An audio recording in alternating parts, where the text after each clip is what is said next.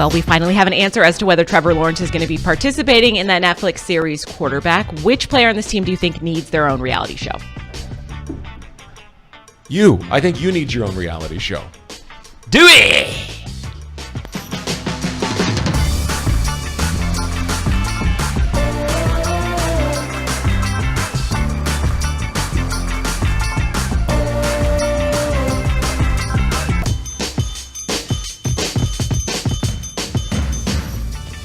Welcome into Jags A.M. It is August 7th, and training camp's getting ready to get started. I don't even know what day we're on anymore, so I apologize. I think it's day 11. Day 11? Yeah. All right, cool. We're definitely in our second week, that's for sure, because I've lost count of the days. We welcome you in. I'm Kainani Stevens.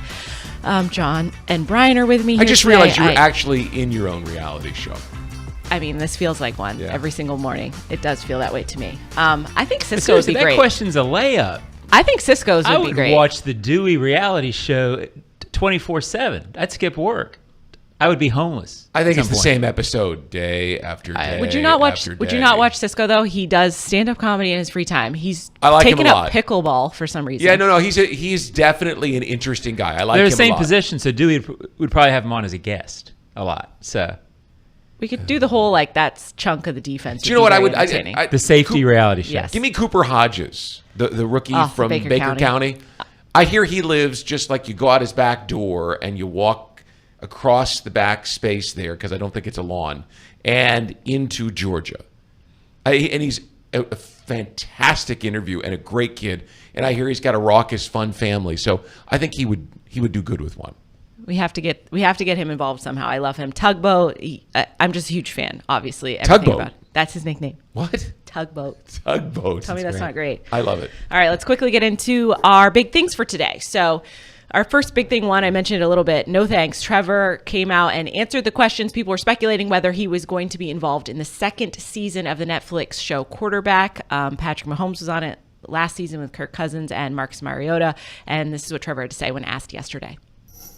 Yeah, I was approached. I decided to not do it this year, but that was just something where I feel like it's just not the right time for me. Who knows, maybe in the future, but I think it's I watched the show though. The show was great. I think they did a great job. So, but yeah, that's pretty much it there. Very polite way of answering that question from Trevor, saying, maybe at some point, but not right now. And I think a lot of it is him wanting to focus on the season, which is commendable. You want to hear that from your quarterback. I think part of it is, why would you do it? I mean, people do those crazy Big Brother, Survivor things for money. Well, he's got the money, and he's going to get the money. So why do you need to let the cameras in when you've already got the money? Well, I think too, it sounded to me like he thinks it could be something that would be interesting to do down the road. And I know Mahomes did it, but Mahomes has been in the same system and living his same life, so to speak, since 2018. So he's got 5 years where he doesn't worry about the routine. They're still getting sort of everything down here. I could see him thinking it would be fun to do in a year or two once he knows exactly what his routine is every year. And obviously, Patrick Mahomes has already won a Super Bowl. There's a little less pressure if you want to follow him around, I would imagine. So obviously, and I think a little bit, I don't know if you guys have watched the series, Marcus Mariota didn't come off great after it. So yes, Kirk Cousins and Pat Mahomes look great, but you could get the other end of the spectrum too. And there's always that risk when you're kind of behind the scenes-y with it a little bit. No? You want to go for it? Well, no, give me the money, right? I've already got the money, so I don't need to let you in to pay me more. I would rather have my privacy and my money than live my life on let's be honest. Every single person who's watching this right now has something they don't need people to see. Yep, that's true. Keep your private life private. That's what he's going to do for now. So he won't be on the second season. We now know that. Our second big thing today is playing it safe. I'm going to take a little contrarian view from you guys because I know how you kind of feel about it. Tyson Campbell obviously suffered a concussion the other day.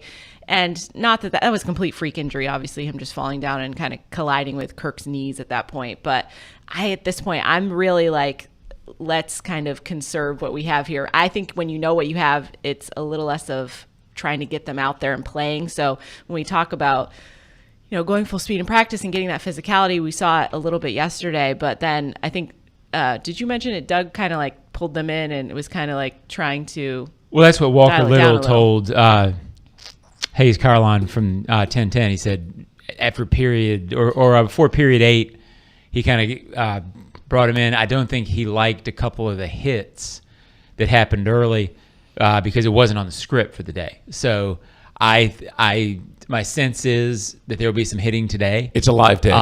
So my sense is that'll be the only one of training camp because nothing else really fits unless they do some hitting with the Lions, which I'd be surprised by. So, everything in camp is done for a reason. There's a reason Doug wanted the hitting to be today, if that's the day. So I don't think he loved that, and keep him safe. I agree. You say contrarian view.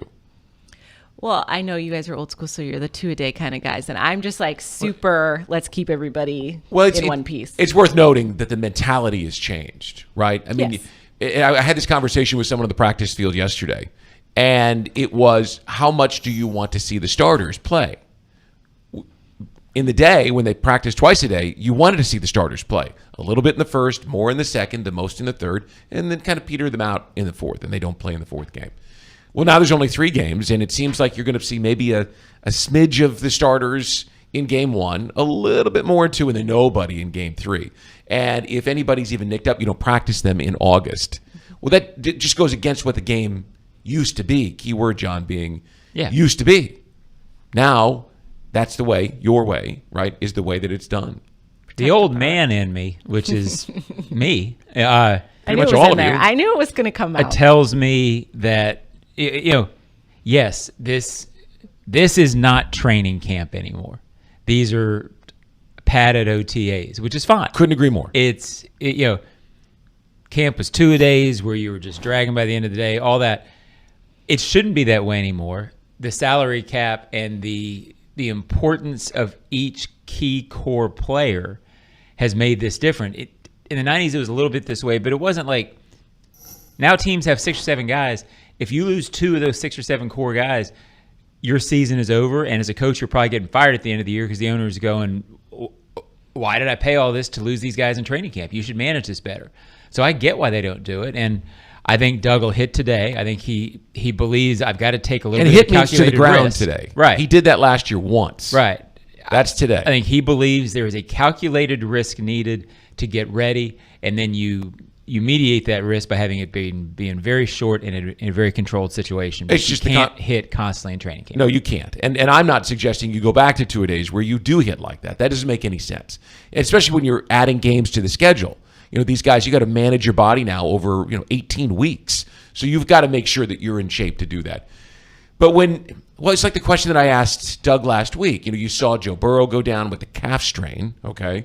And you saw, who was it in Miami? Jalen Ramsey, not really even in a contact drill, just knee goes, right? They're not even in pads. It happens.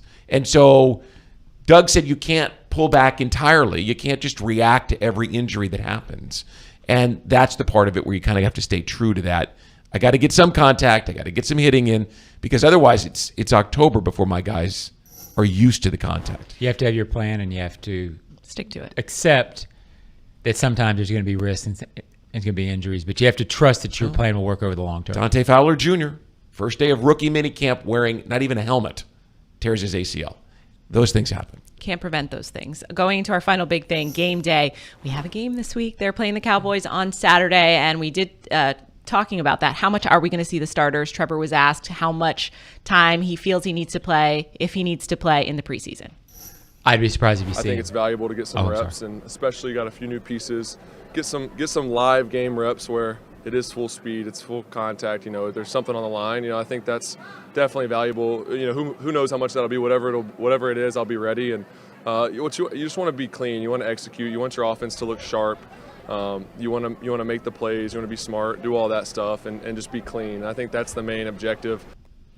John, I'll let you get to it. I don't think we see Trevor this week at all. Dallas. After I said that, maybe a series. We talked about this in the practice field yesterday. The first preseason game was the Raiders last year. He didn't play at all.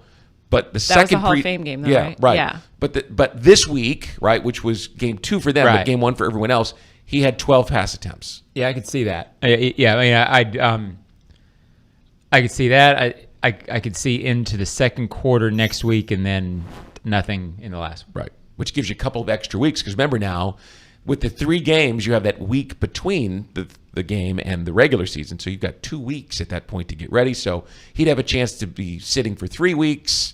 Now, someone would argue that 3 weeks of not playing is you're practicing. You're getting some time in. I'll offer this counter, too.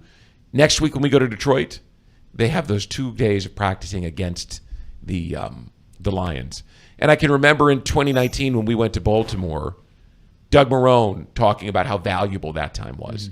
And almost as valuable, if not more, than the actual game reps was his response. So expect next week, despite what we see this week in Dallas, expect to see a lot of matchups where they get players on players, specific players on specific players, to try to get the most out of those practice sessions as they can. Joint practice can be super helpful for both teams, I think, to finally get some action against, you're not playing yourselves, right? So that always helps and gets the competition level up a little bit. All right, coming up, we're going to go to Coach's Corner, hear what they have to say about what they've been seeing so far in training camp and who's been standing out. Stay with us.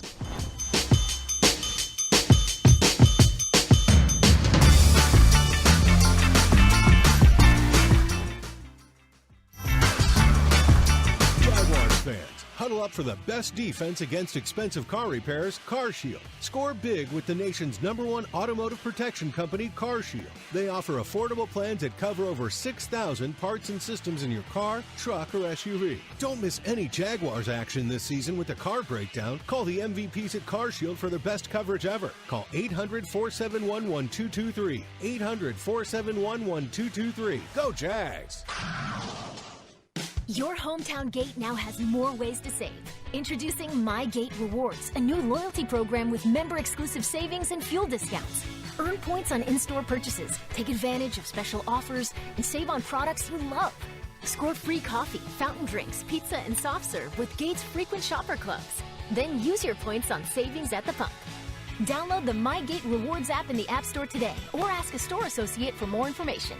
Go from good to Gate.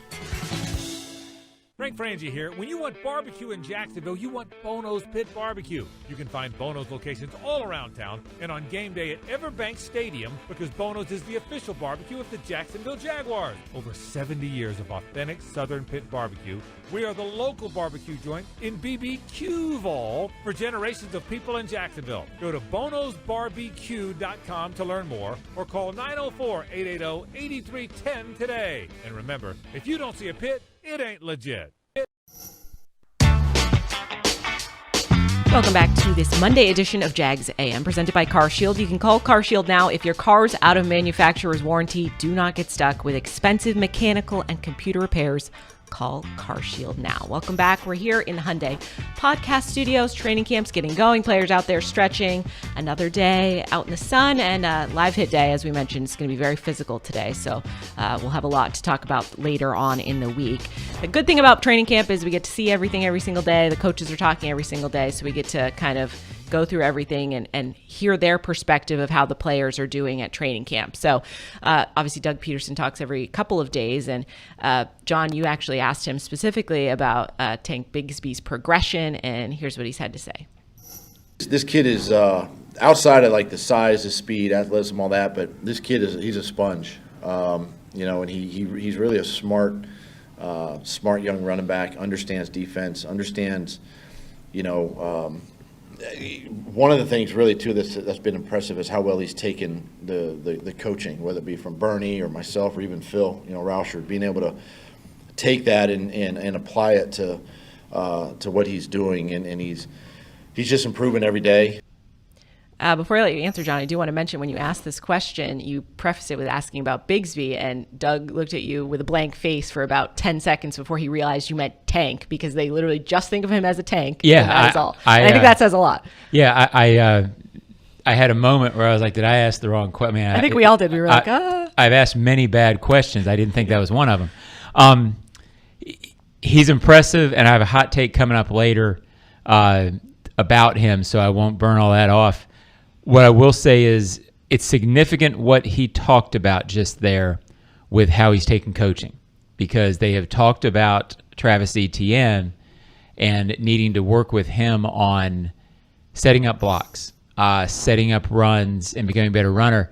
That was something Travis needed to work on this offseason. It sounds like Bigsby's got that. So I think the kid might have a chance to be a star. So Which I'll is wait saying to a say lot more. because Yeah. John throws that term around like manhole covers for most people. So I'll say this about it. And I talked to him yesterday, and we shook hands because it was the first time I had met him. And I came in, I said to you, have you ever shook his hand? It's the strongest grip I've ever felt. I mean, it felt like he was squeezing for me to go to my knees. I think I have a pretty good grip. His is 100 times stronger. I mean, I was impressed. He's not going to be letting go of the football. Well, that's what and you're look, he's completely built different, John. And I know you've got a hot take, so I don't want to. Yeah. He is just a different body style than ETN. And you can see this is a guy who at Auburn ran between the tackles. I can remember when they drafted him, talking to people. This is a very patient runner. He understands how to follow the blocks. I think they used him differently at Auburn, and I think it's more suited for him to come in and have an impact as a rookie, perhaps. But I want to say that power is his game because he's got it. Elsewhere in the offense press, Taylor spoke this week, and he talked a little bit about getting Chad Hall in as the wide receivers coach. He was in Buffalo before, and just kind of the distinct style he's brought here and how he goes about coaching the wide receivers. Chad was our first call, and we kind of extended an offer, wanted to see where that went, gave him a lot of time with it because everything we knew from him, from Doug's experience with him, mutual contacts with him, Heath's relationship with him, we just felt like he'd be a fit with us, with our room, with our staff. So he was really the only one we went after, and certainly excited with what he's done so far. There's certain coaches that everybody across the league is used to seeing on sideline TV copies running up and down the sidelines. Chad's one of those. So now he's on our sideline. So hopefully that brings some value, some in-game energy to our group. He was definitely popular in Buffalo. We know Stephon Diggs was not happy when Chad Hall left town. You do see him doing some quirky stuff, if only because of the way that the wide receivers are reacting to some of the drills, because it looks like they're doing it maybe for the first time. So he does have kind of his own way. And he's sort of the boxing drills where he's punching and he's asking just guys some to of the move stuff their with hands. like that you can tell they haven't done it before. So they're like, oh, they pick it up quickly, of course, but just it's interesting. They work out right. They're Right in front of warm us. We see right it. in front of us in the morning, and he puts them through really meticulous, detailed drills where he'll have them, torque to a certain angle with 1 foot forward and 1 foot back and stop, and then start running and then stop before they hit the ladder and go. I mean, he's got a reason for everything that he does, and it's interesting to watch the way that those veteran receivers are adjusting to him. I think they like him a lot. I think they all love him, His and they energy all level's take high. to what he's saying very quickly. But he's brought different methods in. Yes, and that's got to be helpful, especially even Calvin Ridley's excited to do a lot of that stuff. So they're interesting to watch. John, have you ever seen kind of those kind of drills before in that way? Not really. My thing with the position coach is this: if the players like it and buy in, then he can be an effective coach. Then it works. And you can have all the knowledge you want. If players, especially in this league where they tend to get jaded very quickly on a style and can shut you out, if they're responding to it, it's going to help him. So he's got that ability, which is impressive. All right, quickly, we'll go to special teams. Heath Farwell spoke to us, special teams coordinator, and he told us that in the offseason, Andre Cisco came to him and said he wanted to be part of special teams. So the offseason, he came to me and said, Coach, I'd love to be a returner, get back there with those guys. No problem, did it. He's been great. He started out just learning the position. And if you guys have watched some of the training camp practices, he's been great. He catches them clean. He's smooth. He's reliable. He's smart. He's tough. He's a guy that can compete for that, that emergency guy. Now, love the initiative. He does look great out there, but I think the key word is emergency because hopefully Andre's not doing that. Yeah. I would have asked him to leave my office. He's entertaining it. That's nice. No, Yeah. I want you to be a free set. But all kidding aside, you don't want him in that. Just like in the same press conference, he was talking about Christian Kirk. And, hey, it's great Christian did a nice job. We don't want him out there during that time. So, yeah, it's an emergency thing. And I think it speaks to Cisco's buy-in and his approach and being a as team an player. athlete and a player. You like guys that want to do Yeah, things. no doubt. No doubt. Multidimensional players who are willing is one thing. Hopefully right? have to do that. Yes, You don't fingers want crossed to. doesn't come to that point. All right, coming up, we're going to do our hot take segment. So stay with us. Training camp just getting going. We're here in the Hyundai Studios.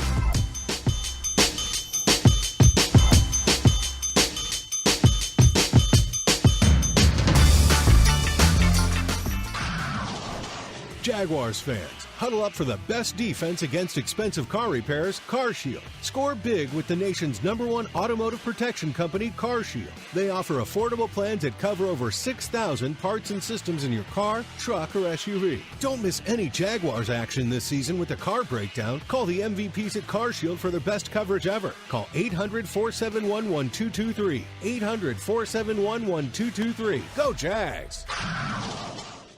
Your hometown gate now has more ways to save. Introducing My Gate Rewards, a new loyalty program with member-exclusive savings and fuel discounts. Earn points on in-store purchases, take advantage of special offers, and save on products you love. Score free coffee, fountain drinks, pizza, and soft serve with Gate's frequent shopper clubs. Then use your points on savings at the pump.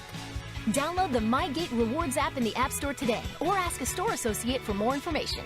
Go from good to Gate. Frank Frangie here. When you want barbecue in Jacksonville, you want Bono's Pit Barbecue. You can find Bono's locations all around town and on game day at Everbank Stadium because Bono's is the official barbecue of the Jacksonville Jaguars. Over 70 years of authentic Southern Pit Barbecue. We are the local barbecue joint in BBQval for generations of people in Jacksonville. Go to bonosbarbq.com to learn more or call 904-880-8310 today. And remember, if you don't see a pit, it ain't legit. Move the freight. Magellan Transport voted coolest office space in Jacksonville. You can apply online at www.magellanlogistics.com. Welcome back to this Monday edition of Jags A.M. presented by CarShield. And things are underway out there today. Going to be live, hard-hitting, full-padded practice. We'll see a lot about what this team is made of, I have no doubt. We're going to do some quick hot takes, though, before we get into that. And I'm excited to see what you guys have for hot takes. I tempered mine a little bit. I don't think I'm crazy, but jump we in might the get pool. there. Fair enough. All right, you go first. I Brian. will. What do you got? Look, this is going to sound crazy. I think that Dewey is in for a fight. Now, I know they gave him guaranteed money, and it would have been great to have your reality show this summer. But there are two young safeties who are very talented in Antonio Johnson from Texas A&M and Latavius Brinney, the young undrafted rookie from Arkansas. Tall, both 6'3", effortless athletes, and they make plays every day on the practice field. I get it. It was always the Jags. He's an institution here.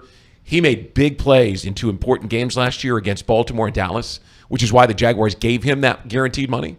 So I think he makes the team. But, man, he's got a fight on his hands because these are two young guys he's really going to have to push away and beat. He's going to have to play in the preseason because these two guys are going to play and make plays. Well, if he doesn't make it, maybe he can go work at Fox with Urban.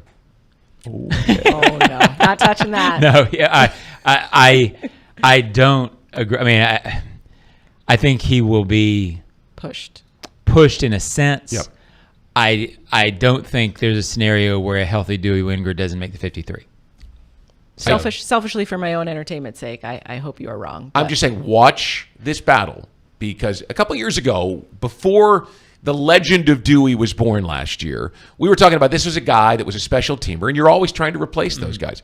Well, these two guys are going to push him because you look at 6'3" with the long arm span, that's not his game. So now they've got to go prove it. He's proven it. I think he makes the team. They gave him the guaranteed money, but he's in for a fight.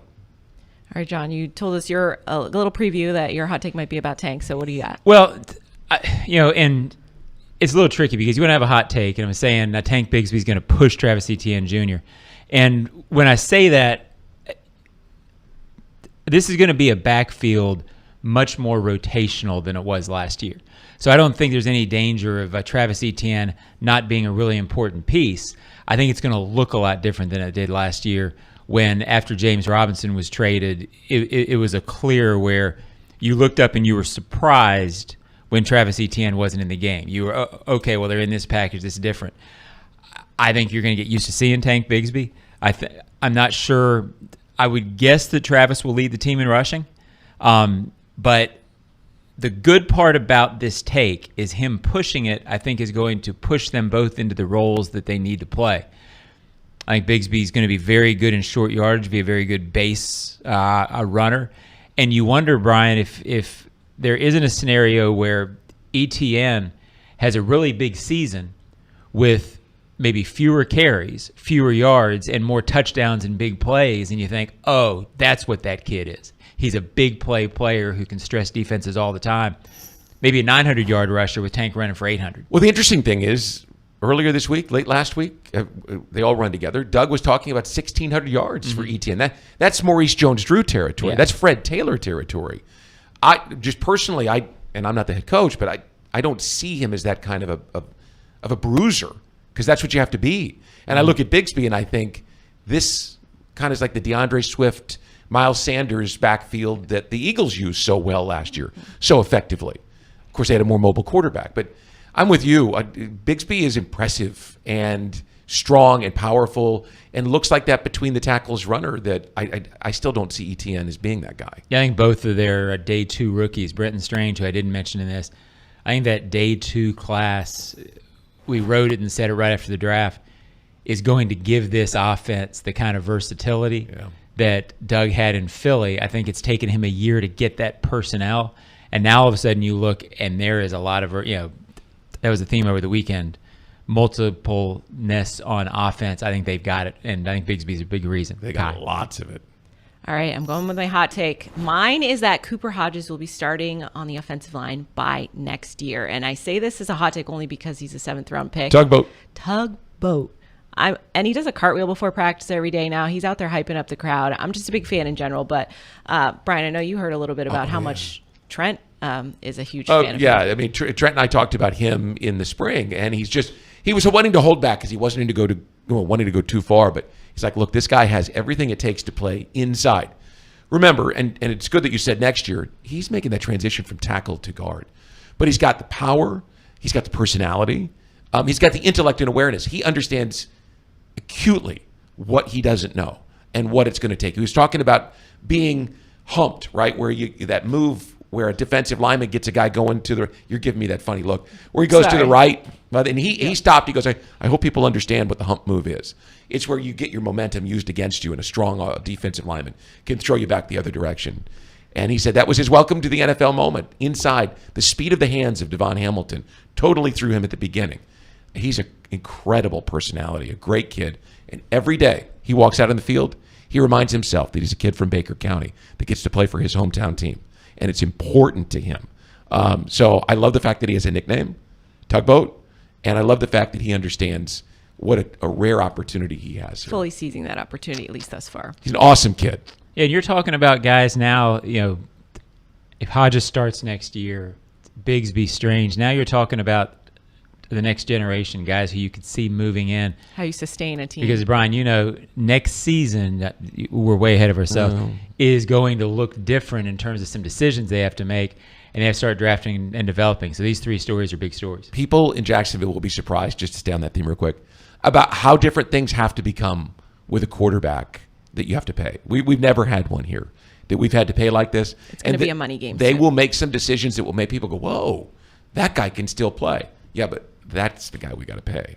And protect. So I know that will come paramount, but until then, I am Team Tugboat to that point. Team Tugboat. All right, practice underway. Come back. We'll preview what we got going on for the rest of the week. Stay with us for Jags A.M.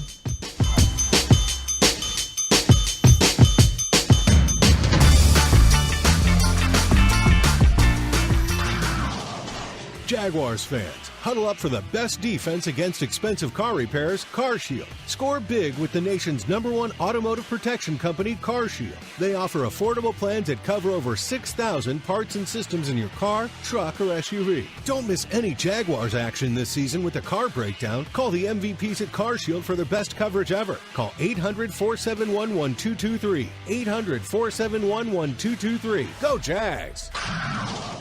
Frank Frangie here. When you want barbecue in Jacksonville, you want Bono's Pit Barbecue. You can find Bono's locations all around town and on game day at Everbank Stadium, because Bono's is the official barbecue of the Jacksonville Jaguars. Over 70 years of authentic Southern Pit Barbecue. We are the local barbecue joint in BBQval for generations of people in Jacksonville. Go to bonosbarbq.com to learn more, or call 904-880-8310 today. And remember, if you don't see a pit, it ain't legit. Your hometown gate now has more ways to save. Introducing My Gate Rewards, a new loyalty program with member-exclusive savings and fuel discounts. Earn points on in-store purchases, take advantage of special offers, and save on products you love. Score free coffee, fountain drinks, pizza, and soft serve with Gates Frequent Shopper Clubs. Then use your points on savings at the pump. Download the My Gate Rewards app in the App Store today or ask a store associate for more information. Go from good to Gate. Jags fans, if you want customized Jaguars furniture for your home, you can check out zipchair.com to browse all customizable options. Zipchair is furniture for fans. Had a very special practice in the stadium on Saturday, which was very hot for us. I was sweating in there, so I know they were. But it was Military Appreciation Day, which is always special, especially in this town. And all of the players had very specialized camo jerseys, I think, made specifically for the day, and they were able to swap them with veterans after the game. And that was just such a special moment. They all came out and met at midfield, and if you were there, it was something to be a part of. I spoke to Dewey, and he said he's always excited when they have, military members and veterans with them on the field. And it was just a very special little moment that, takes you out of, it's hot, it's training camp, and kind of reminds you what's important. I don't know who got in line right across from Trevor Lawrence, but I saw some people kind of jockeying for position across from players they wanted. Yeah. But I think just a special day all around. That was great. And it's game week. We have Dallas is coming up on Saturday. Anything you guys are particularly looking forward to when it comes to that, or just seeing the young guys out there? I want to be excited, but I also know just from going experience through it. that in the third quarter of this game, I'll be ready for it to be over with. And I'm not discounting people who get excited about preseason, but it's tough. I am looking for the rookies because I think they will be interesting this year. For the future. So I do think with Strange and Bigsby and some guys like that, there are storylines to watch this week beyond maybe the first two series. So that'll be interesting to me. Getting ready for a preseason broadcast is a lot more intensive than a regular season broadcast. A lot more people to look at. Because you're talking about, I'm going to spend this entire week looking at the 2s and 3s. I won't waste a lot of time with the 1s because they're not going to play a lot this week. So we'll focus on the 2s and the 3s and the storylines down there. And Jags Wired debuts this week, Wednesday night, the very first edition. It's sort of a look back at the offseason from the inside of the Jaguars organization. And, of course, we'll have you covered for game day as well, pregame and the broadcast. And Jags A.M. is now back to 3 days a week, so we will be here on Wednesday and Thursday morning covering all of your training camp stories for you. So thank you for joining us once again, and we'll see you later in the week.